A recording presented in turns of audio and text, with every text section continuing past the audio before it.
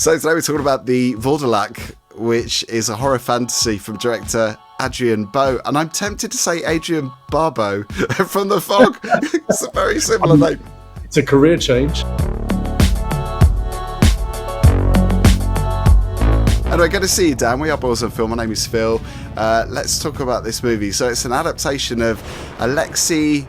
I knew I was going to struggle with a lot of these names. You did Coralie Faggio for...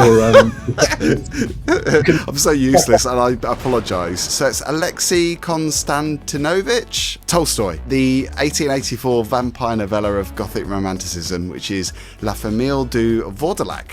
And a Vourdalak, I didn't know until watching this film, that is a vampire. Yeah, I had no idea. I had to stop and Google it, because I thought, oh, actually... I didn't. When you hear about a film called The Vourdalak, like, okay, what's that about? About 20 minutes, and I'm like, I think I need to get some background information here. So this premiered at Venice Film Festival, where it was nominated for Best Film at International Critics Week. So the plot, basically, in a nutshell, is about Marquis d'Urfe, I think. He's got a really long name. I'm not even going to bother saying the whole thing. I'm going to look this up, because I did do A-level French 24 years ago. Oh, see, you could have done it all for me. The Marquis is called, hang on. Oh, yes, Marquis Jacques Saturnin de Antoine. Look at that. My God. You were killing it. There we go. Done. That's my contribution. So he's lost in a hostile forest.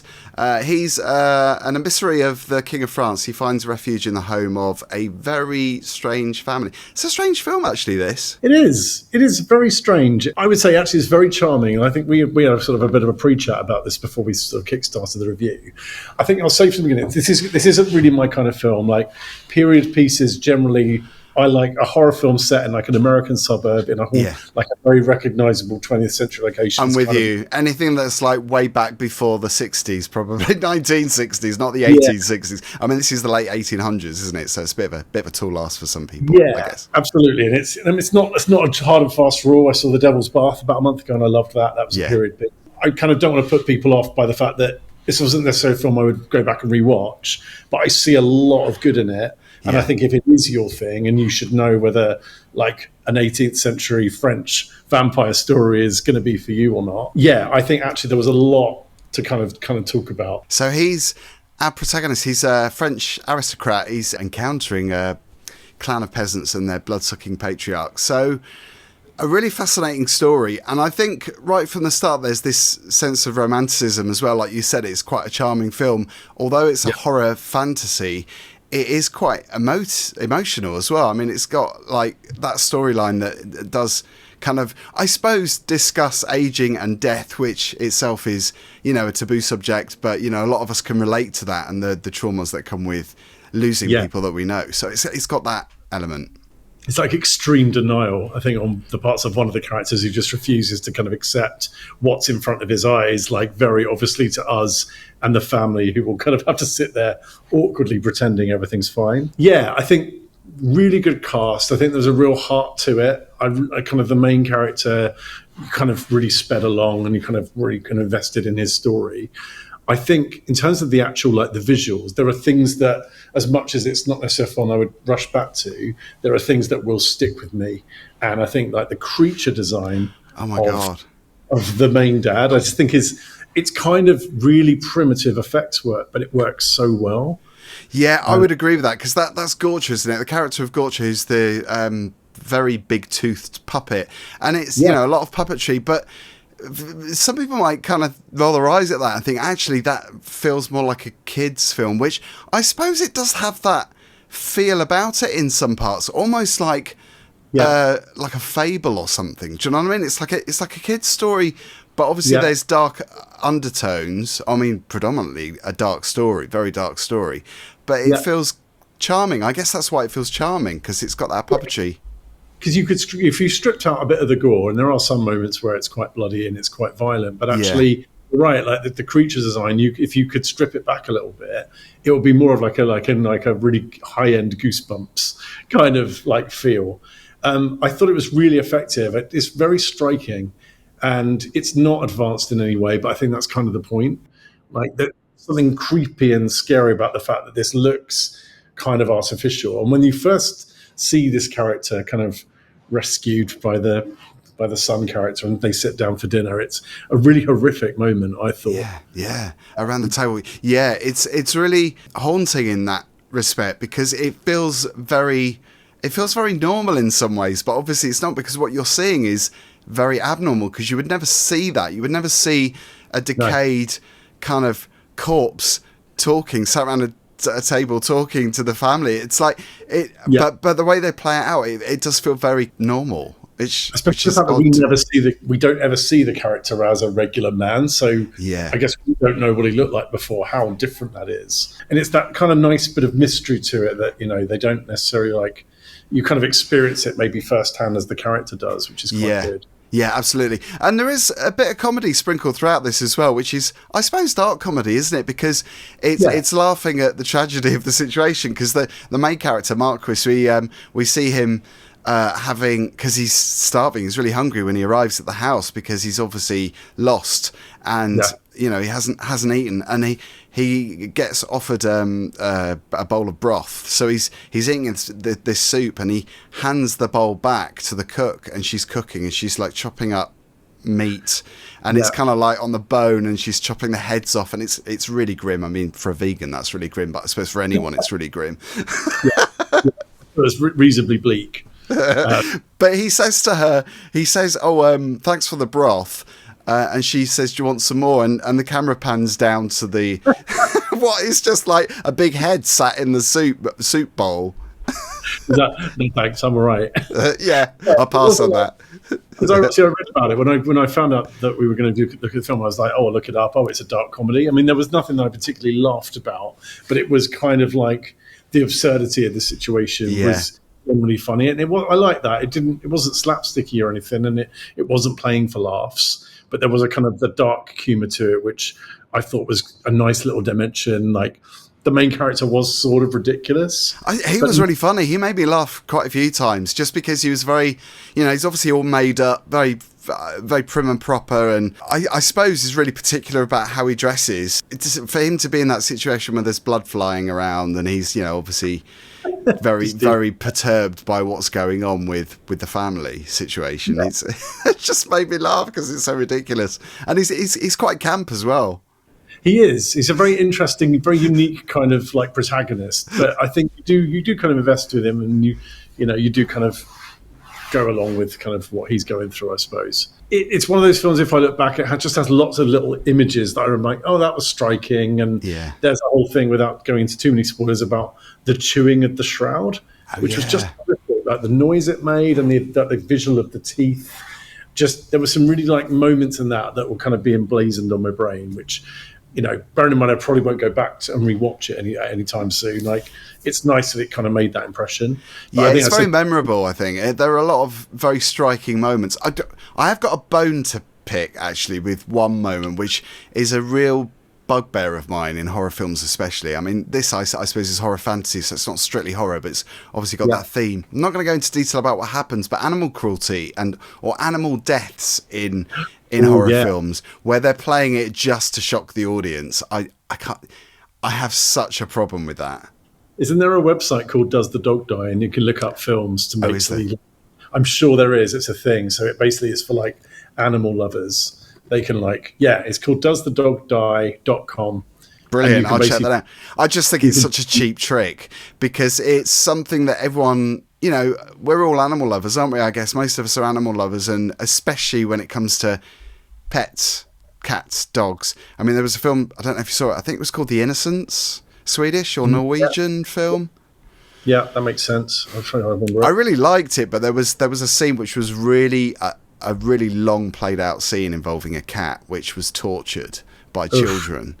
And I had a real problem with that, just because I think it was a cheap trick. In this film, it's not so bad. It's not gratuitous. It's kind of power dynamic thing, right? It's just to kind of just demonstrate the grip that the older brother and essentially the dad have on the wider family, and that character is maddening, but I guess it kind of it brings you like firmly against his side and his camp, and you're kind of then rooting for the rest of the family, trying to see through the madness, which they don't really ever kind of end up doing. I suppose it does, like you say, it does demonstrate the power that humans can have that is like a negative force, isn't it? It's an evil power, I suppose, or even not human. I suppose we're talking vampires, aren't we, in this situation? Well, pure denial was just like, God, can we not see what's in front of us? And it was like, no, we're going to be clouded that by, it was sort of like a lot of toxic masculinity from that main brother character about, well, I'm the main breadwinner now and I'm the patriarch and I have to be in charge and you have to obey everything I say, is kind of what doomed them, right? Like, yeah, that's a really good point, because there was a younger son that he called him effeminate or called him a sissy or something.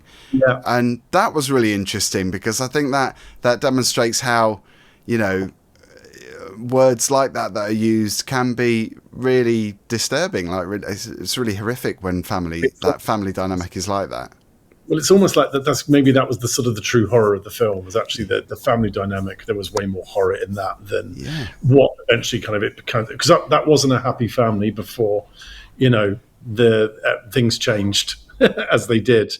So, I think I said to you before we started the review that it's a bit like The Witch for me. Like, it's not my thing, but I see the art in it and I see the merit to it. And it makes it quite difficult, because you're like, oh yeah, it was kind of a film that I was, by the end, I'm like, I kind of want this to be done now. I was kind of want it to be over and I wouldn't go back and rewatch it, because I think it's quite slow paced. I think there's a very specific kind of audience that will really love this.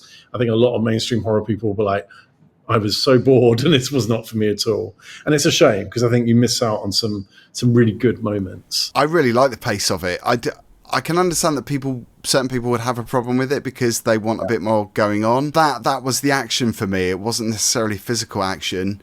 And I was fascinated by the story and fascinated by the characters and the puppetry. I was really won over by that. Because it did feel very old-fashioned, but very well done. I thought it felt, it worked for me. The atmosphere as well. And like, this is very weird. This is very niche.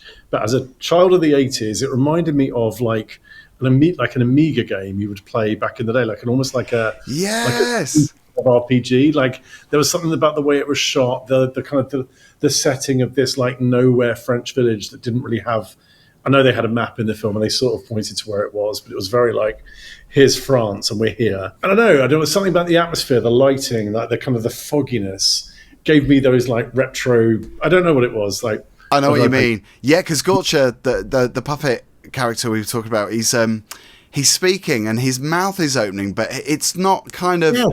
You could be really particular and say, well, it doesn't look like he's saying those words, but his mouth doesn't really close. It kind of opens and you hear the words, but it doesn't look like a person speaking. But I guess it's not really. It's kind of otherworldly, isn't it? Maybe that's where those video game vibes came from. Actually, I felt it from the beginning when there's a scene where the main character goes to a kind of an inn and is like, have you got shelter? And they say, no, you have to go somewhere else. It was from that point I'm like, oh, this makes me feel like, I don't know what I'm thinking. There was a game called Bard's Quest or something back on the Amiga in the 80s that we used to play. And it reminded me a little bit of that, of just odd, mysterious European country, like slightly like vague plot. Like, I liked it. It gave me a lot of like retro feels as a kid. Yeah, I'm totally with you on that. I couldn't work out what it was that it reminded me of. I guess it reminded me of a lot of other things, but it did feel very original to me. But we're going to go for a star rating. I know it's very difficult when you're someone that works out, not stars, but marks out of 10. Right, I've worked out. So again, this is going to feel a bit mean, I guess. It's a 3 out of 5 for me. I really liked it. It just isn't for me, and I think it's quite niche. So I think for just personal enjoyment, I can't give it more than that, because I know that there are just loads of other films I'd probably put above it. But I think a solid 3, definitely worth watching. Yeah, but won't be for everyone, I guess. It's a strong 3. Yeah, not a lukewarm 3, like a solid. A good solid 3. If I could go a half point more, I'd be tempted, but I'm not going to. Do you know what, though? We've been spoiled because we saw The Substance recently and we all gave that 5 stars. I don't think you can beat that. Recalibrated my whole rating system, because it's like, how can I give... it's good in a way to see something that makes you feel that. Because I think when we came out of that, that was an experience. I felt I'd been through it. With this film, I was kind of like, yeah, it's going to be done now. And it was very nice. And it kind of passed me by a little bit. So... Really solid 3, really beautifully made, lovely performances. Not really for me, but definitely recommended that you go and check it out. Those are great words. I'm going for 4. I thought, again, it was beautifully made. There was a real charm about it, which I wasn't expecting. To be honest, when I saw the trailer, I thought, I'm not sure I'm going to be really into this, because like we said earlier, stuff that's like, you know, kind of historic pieces or stuff that goes way back, and this does go way back. I didn't think I'd be keen on seeing it. I wouldn't enjoy it, but actually I did. I was won over by it. I thought it was really well done. And also, got to say, the director, Adrien Beau, he voices that main character that we were talking about, the puppet character, the vampire Gotcha. Because it's his debut film as well, which I think is amazing. Really strong. Yeah, because I think a lot of French horror generally is extremity horror. It's like, we saw The Substance by another French director, and it's so extreme. You've got Martyrs inside, you've got Haute Tension, like so much French horror is so like extremely nasty. Yeah. Quite nice, something a bit different. So actually, it'd be kind of nice to see what he does next. Yeah, because it's not really that scary either, but I don't think that's the point. I don't think it's meant to be. I think it's meant to be quite emotional and kind of chilling, unnerving. It's creepy rather than scary. It's just like, oh, that's off. Everything feels slightly offish and a bit uncomfortable, and like there's that whole dream sequence scene where he wakes up and this creature is that was great. Really because I good. had to rewind that, because I thought, I'm sure I saw something out the corner of my eye, and then I realised what it was. Nothing across the ceiling. It was a bit like Hereditary. Really good, really effective. So, you know, if the director does maybe a non-period piece, it'd be good to see just what that's like, just to see what his style's like. But definitely one to watch. I thought it was brilliant, very, very talented for a debut movie as well. Yeah, great review, Dan. Thank you for your comments. We're going to be seeing you soon, because we're covering the BFI London Film Festival 2024. It's about 62 films that I want to see. I haven't got my work cut out for me at all, really. Yeah, I think I've got about 5 on my list, because that's all my week of work. But no, there's some really good stuff. There's actually, there's not a lot of horror, funnily enough, which is more my thing, but it's good to branch out. It's good to see what else is one. There is one on the list called The Wailing, which I would like to see. Yeah. But, and sometimes there are a few surprises, horror tinge stuff as well. I find that, you go into a film, knowing that it's not a horror film, but actually that's quite dark. So I think there might be a few films, particularly in the thrill strand. Case in point is probably The Apprentice, which is about Donald Trump, which is fucking terrifying, because I'm not entertaining that thought for now, but definitely, hopefully we'll see some other things a bit more eclectic. So, and a quick plug for your YouTube channel as well, which is Nancy Boys. Nancy Boys at Nancy Boys UK on Instagram, and I believe if you just Google Nancy Boys on YouTube, you will find it on there. I cover mostly horror film reviews, horror film locations, the occasional non-horror related location tour, bits and pieces like that. So come find me. Keep checking out the great content, because it is really recommended, guys. If you want to check it out, we'll leave the links down below for the London Film Festival as well. Good to see you, Dan. See you next time. Catch you soon.